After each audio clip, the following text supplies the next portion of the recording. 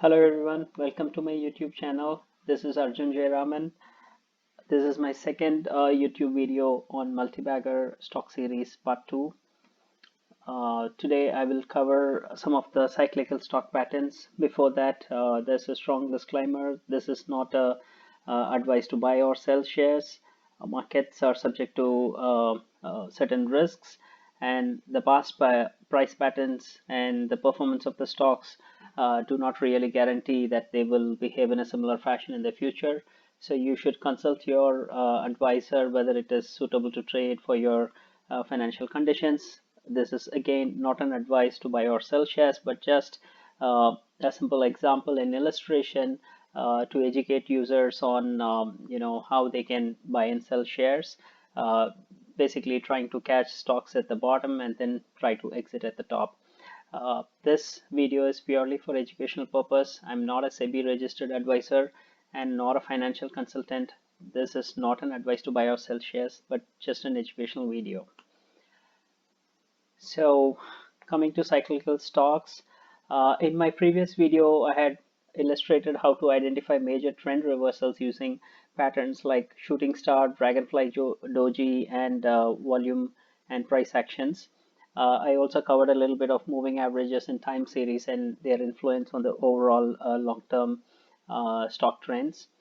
If you have missed watching my previous video, you can search for my video by the name Multi-Bagger Stock Series 1 or by my name Arjun Jayaraman, and the link is also given in the description box. You can also subscribe to my channel and hit the bell button so that you will get notified about my future videos. So further to my previous video, now that we understand how we can identify major trend reversals, in this video, we'll cover how we can identify cyclical stocks so that it's easier to onboard such stocks at the bottom and then exit them at the top.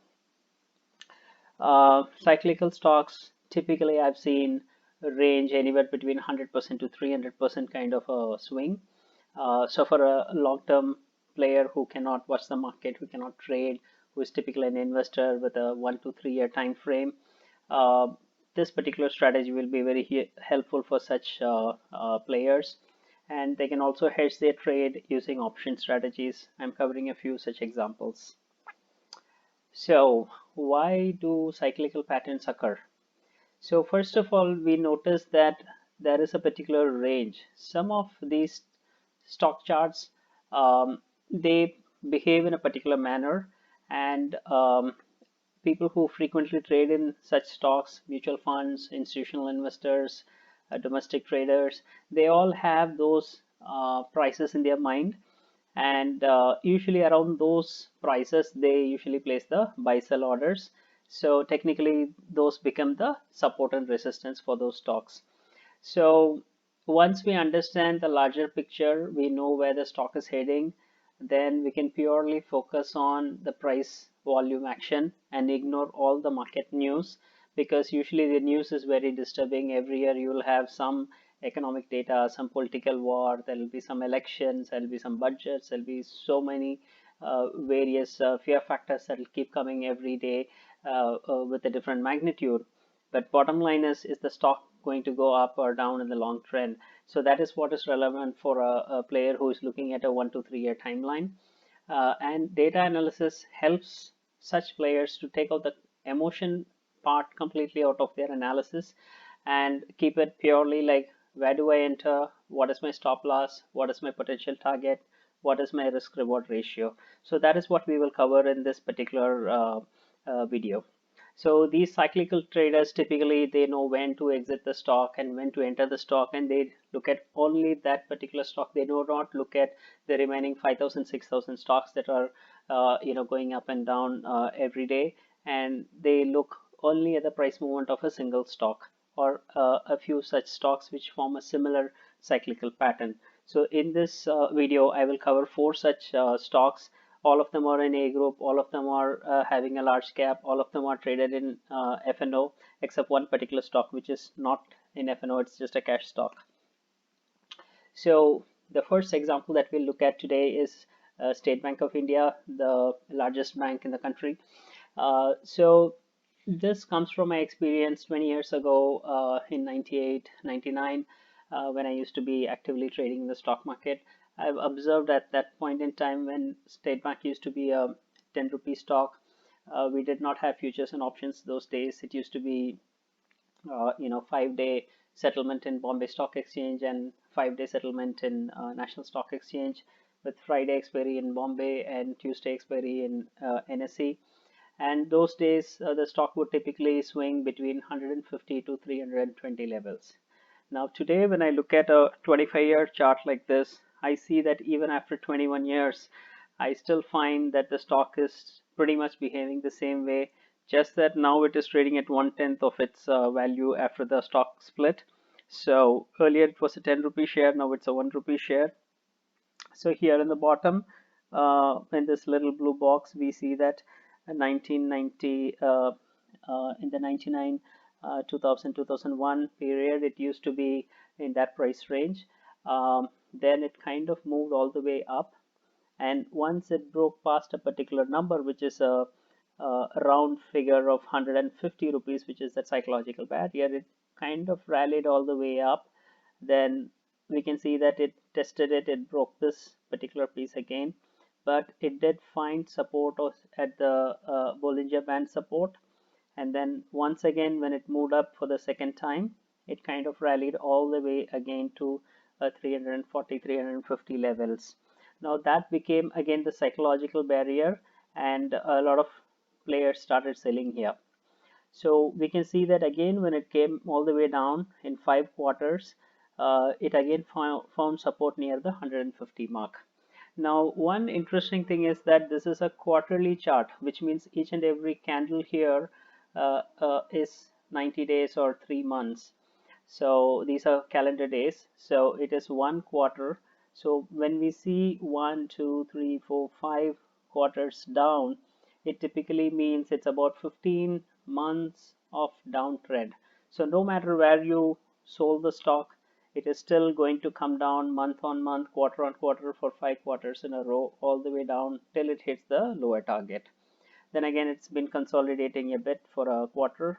It has moved up a little bit above the Bollinger Band. Again, it has dipped below the Bollinger Band, but it has found support not at the bottom of the Bollinger Band, but at the 150 mark again.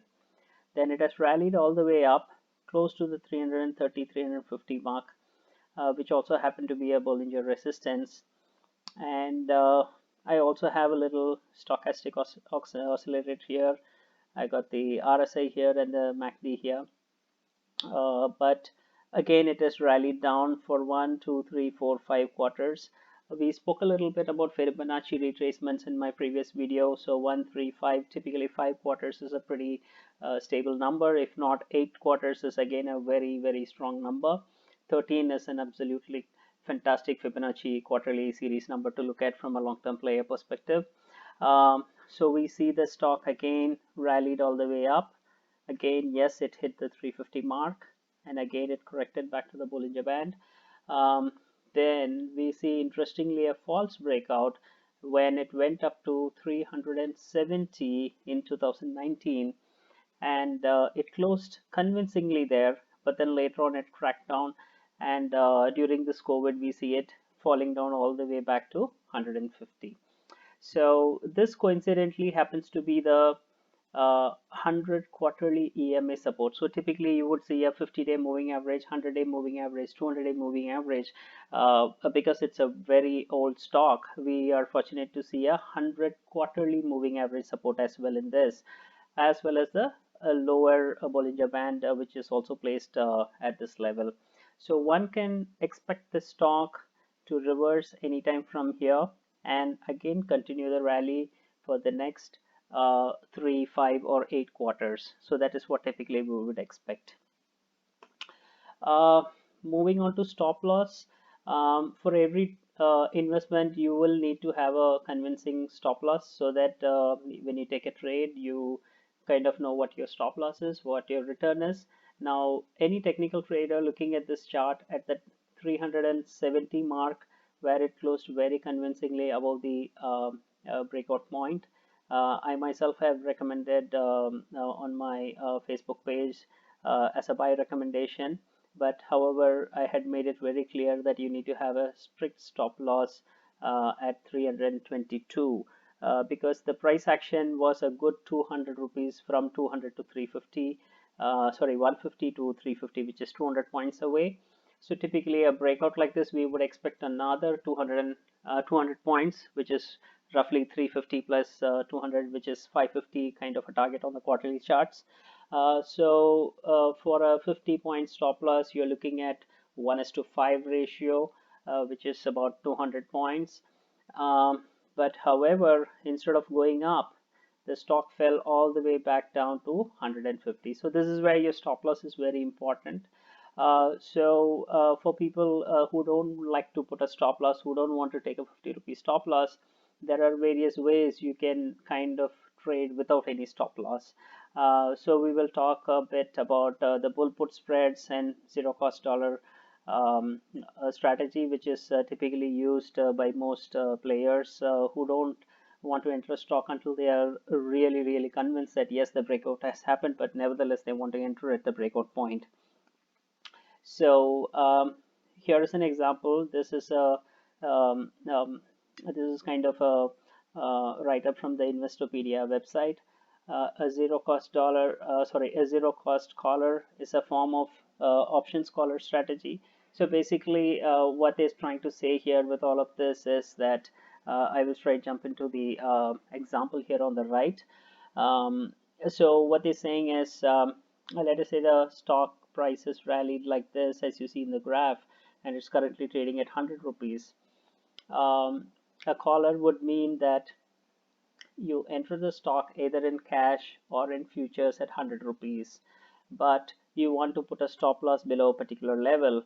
So then you buy a 90 rupees strike price put option to hedge against your 100 rupees stock price or the future that you have purchased. But to finance this premium, you're also selling a 110 call option. So we sell a out of money call option, collect 2 rupees premium here, and then we use that premium to buy a put option for 1.8 rupees. So you will have a net credit of about 20 paisa into the lot size. But it is kind of delta neutral here. Uh, if at all the stock falls down, and let us say you had a stop loss at say roughly 95 or 93, whatever is the number that you're looking at for this kind of a position, you see that the stock kind of settled down here and consolidated a bit. So let us say you want to keep a stop loss at 93 for this particular price. So if the stock falls down, then you would be making money in your put option, and you would lose a little bit in your futures or your stock price, but you would also make a little money in your out of money call option that you have sold. So overall, you make profit here, you make profit here, which should kind of offset the loss that you see in your stock or your futures. So you can set up a risk-free trade with a collar for the first month or the first quarter of your entry. So basically, you repeat this over and over and over again for 2-3 months, and then once you're convinced, yes, the stock has really broken out, then you can do other strategies. But if it is too early, then you can kind of exit at a no profit, no loss. Another example of getting into a stock like this at the early stage is to use a bull put strategy. So typically, let us say the stock is at 100 rupees. So what we do is we sell a at the money put option for say 5 rupees premium, and then we buy an out of money put just for risk cover and protection for, let us say, 1 rupee 80 paisa. So then we get a net credit of 3.2 rupees for getting into this trade initially. So which will pretty much cover for any downside. Now, what happens if the stock falls drastically below and your stop loss gets hit? So do we need to lose the 3 rupees 20 paisa entirely? Yes, for this setup, 3 rupees 20 paisa is the loss, but there are three adjustments that you can do to get out of that 3 rupees 20 paisa loss as well. So one, if you feel that you need to roll it for 2 or 3 months before you decide to take the loss, So then you can roll down the bull put spread. Basically, you exit the trade, and I can reposition it at say 95 or 90 or 85 or whatever rate it has fallen down to till it breaches your particular stop loss point. The other way to do it is just do nothing for that month and wait it out, and then roll down and roll out to the next month. So initially we initiated it at 100 rupees, 90 rupees kind of a spread. You might want to do it at a 95, 85 or a 90, 80 kind of a spread. So again, you would get another 5 rupees. So earlier you would have received 3.2 rupees. Now again, you would get another 3 rupees. So basically, you're taking in a 6.4 rupees credit, and you're still waiting to see whether the stock will still go up or not. But if it does not go up, then you take that 3 rupees loss. That is how you typically do the strategy 1 and strategy 2. But then if you really don't want to lose that 3.2 rupees once again, then in the third month you kind of create a bear call spread, which is basically doing the opposite of what you did before. So you sell the call option at the money, and then you buy the next out of money call option for the exact premium and distance. So then you cover your 3 rupees 20 paisa, because now we have decided the stock is falling. It's a false breakout and it has started falling down. So then you might just be confident in selling a bear call spread. So by doing this, typically what you're trying to do is you're putting both the positions together, so then you convert it into a iron counter position. So it's highly recommended that you watch some of these strategies on YouTube. There are a lot of videos out there on what an iron counter is, how to convert a bull put spread using a bear call spread, and how to convert it. You can also refer to the NSE module on derivatives, which has all the details. So we will quickly move on to the next example. This stock, unfortunately, is not traded in futures and options, so you cannot use the strategy that I spoke about earlier. But this is purely for cash investors. So typically, you see this is a 13-year-old chart. I like these Fibonacci numbers, so I've just taken 13 years here, and you can see that the stock started at a particular price in 2007. It rallied for a year up, and then again it declined down. This is a monthly chart, so each candle that you see is 30 calendar days. Uh, so again, it found support at a particular level. Then it has rallied for a good 2.5 years. Then from there it has rallied down about 3.5 years. Again, it rallied a little bit. Again, it found support after another 1.5 years. Again, it has traded for almost 2 years, and then it has fallen down for 2 years. So typically you can expect anywhere between 18 months, 24 months for the stock to rally up. Now, one thing we can notice that this is kind of like an expanding triangle. We see three tops, which is significant. So it's a triple top. So I'm sure crossing 470 mark will be pretty difficult for the stock. No matter what happens at 470, 490 levels, the stock should find very strong resistance. On the downside, we see 1, 2, 3, 4, and fifth major support around this 45-50 levels. Interestingly, the volume bar below is flat. We don't see any significant volumes, except that just in recent times we see a huge volume bar, which we have never seen before in this entire 13 years. So somebody is really buying heavily on this stock, but obviously somebody is selling as much quantity that the buyer has bought. So whether it is moved from intermediary brokers who have sold to some mutual fund, or is there a real sell-off happening, we will get to know in coming months. But looking at other parameters like this, MACD is likely to now reverse from here. The stochastic has already turned up here.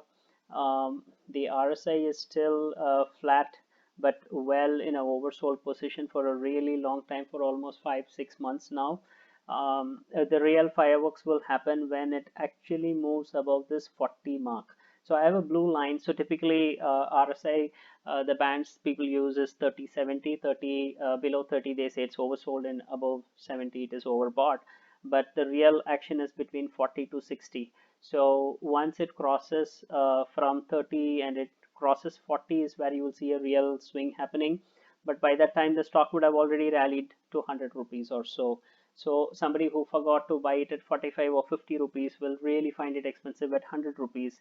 But the stock will continue to rally all the way to 470 or so if the same pattern or trend has to be followed. Even if it takes a dip in between, like what we see in 2015, we are still likely to see these moving averages around 200 rupees. So that is still 3 times or 300% returns we are looking at in the coming next 8 to 12 quarters, sorry, months. So moving on to the next example, this is my favorite stock. Of course, I just hold it more like a dividend paying stock, just like a bank fixed deposit. Um, it pays almost as high as 10% in dividend yield. This is a perfectly symmetrical stock. So you can see that, it started somewhere again 13 years ago. This is a monthly price chart. So we see that the stock started from about 55-60 rupees, and it has rallied all the way to 140 level where it found its first trade resistance. Then again it has declined in about the next 1 2 3 4 5 6 7 8 9 10 11 12 13, and after 13 months downtrend it started a full rally, which is typically almost 18-21 months here. So then, interestingly, we see a false breakout. Just like the State Bank of India false breakout, we see another false breakout where it is closed above this. But this is kind of like the shooting star pattern, not to be trusted. So we kind of look at the RSI. The RSI is also having kind of a decline or a dip below the 70 mark. We also see the stochastic dipping down and the MACD kind of reversing here. So then again, the stock fell all the way down. Now there are two support zones in this particular cyclical stock. One we are seeing around the 55-57 mark. The second we are seeing around the 75 to 80 mark. So here we see that 1, 2, 3, 4 times it has found support at the same zone in 6 months. So typically for 2 quarters, if you were to write at the money calls or out of money calls, you would still make 5 rupees into 6 times, which is almost 30 rupees just for buying the stock and then writing calls, which itself is roughly about 40% returns in the 4 month period. And then the stock rallies up a little bit. It finds intermediate resistance at about 120, which is almost 50% high from this particular support zone. Again, the stock has dipped again, which means you're going to be writing calls all the way down, and again it finds support here. Then it kind of rallied all the way for the next 18 months. It found resistance here.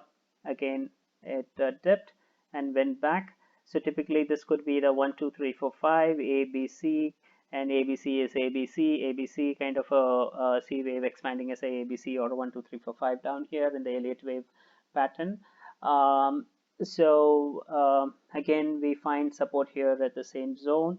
Again, another rally starts here. Again, finding exact resistance at this mark. Typically, again, declining all the way down here. Again, finding a support here. Again, racing back. Again, finding support here. So now here we have got two choices here. One, you could kind of enter the stock at say 50% of your volume and then trade all the way up. So typically we have seen that every 1.5 years we see it trading up to this 140 mark. But then if the stock dips further down to say 55 levels, then you can up your position to 100% of the limits, because whenever it has touched here or it has touched here, it has moved all the way up to 170. So for 20 bucks more on the downside, you will get 50 bucks more up on the upside. So both positions are preferred, and then you can choose your strategy, how you want to enter the stock, how do you want to trade this FNO stock as well. Now moving to the fourth stock, which is Bharti Airtel. So this is again a trader's favorite, particularly with this COVID-19 lockdown. Everybody knows that people are buying broadband connection, data routers, adding multiple mobile subscriptions, so on and so forth. But interestingly, this stock also has a cyclical pattern. So anybody thinking that it's going to go all the way up like a stock that will go to say 1,000 rupees, it's not happening in a hurry. The reason being, this also follows a particular cycle pattern, irrespective of whatever the fundamental situation is. So as we can see that the first time the stock found resistant around this 580. Now this is a price adjusted chart for whatever bonuses, stock splits that this company might have issued in the past. So we are seeing this. Even the fall has been spectacularly slow. It is not like a vertical fall. So people who are trading on the downside, if they are option strategists, they would make a lot of money on the downside as well. Again, when it rallies, we find a mid layer here around this 440-50 levels, where it seemingly finds support as well as resistance consistently. And when it falls down to these levels of 280, 270 levels, here again we can see two false breakdowns. One false breakdown here in 2010, and we see another false breakdown in 2012. But pretty much all the other periods we see it consistently touching that line and then falling back, irrespective of whether we had bad news, we had Lehman Brothers collapse, we had the demonetization, we had war situations, we had umpteen other whatever economic political crisis situations, elections. This stock has perfectly maintained its composure of being within this particular range. So here again in 19 we see the stock has found very strong support here, and it rallied all the way here, and now it is convincingly falling down. So it can find support at 440 levels, but we have not seen it stop in the past. In 2017-18 we have not seen it stop in 2007 and 8. So in all probability, I would expect the stock to fall at least as low as 400. I might be wrong, but directionally from 600, at least you should not be buying the stock. If you are an investor, you should have exited 3 months ago, and then you should wait for the stock to fall at least until 300, 320 level before entering this stock. So coming to risk reward ratios, typically people think 1:2 is a very good ratio, because mathematically if you use some of the money management strategies, you risk 2% of your trade and then you do a 1:2 ratio. Mathematically you should always be making money, right? But there are mutual funds which say 10 to 15% is a good return when they benchmark with the Nifty. But with cyclical stocks, your trend is very clear. You know your runway, you know how many months it can go in that direction. A simple at the money or out of money call writing or put writing strategy in case of a downtrend for 2 years or 3 years can give you as high as 200% returns. This is calculated basis your F&O margins, but now SEBI has given new margins on hedge trades. It's practically just 1/3 of the margins, normal margins. So if you do that, maybe it can go up to 400%. Like I said, I'm not a investment advisor. I'm not a SEBI certified analyst. So this is just for educational purpose. I've not back tested the strategies. So you will have to do your homework. You'll have to consult your financial advisor. This is not an advice to buy or sell any of the shares that we have discussed here. This is just to give you an insight on how stocks can behave in a cyclical pattern for a really long time, irrespective of what the remaining 5,000-6,000 stocks are doing all the way. In my next video, I will try to cover how some of the stocks actually mirror their particular index, like a Bank Nifty index, how some of the banks actually mirror exactly the Bank Nifty as well. So I will cover that in my subsequent video for educational purposes. So thank you very much for watching my video. If you like this video, please subscribe to this channel for more videos. Hit the like button and bell button so that you get notified about my forthcoming videos. And most importantly, please give your comments so that I can improvise on my next forthcoming video. Thank you very much. Have a nice weekend.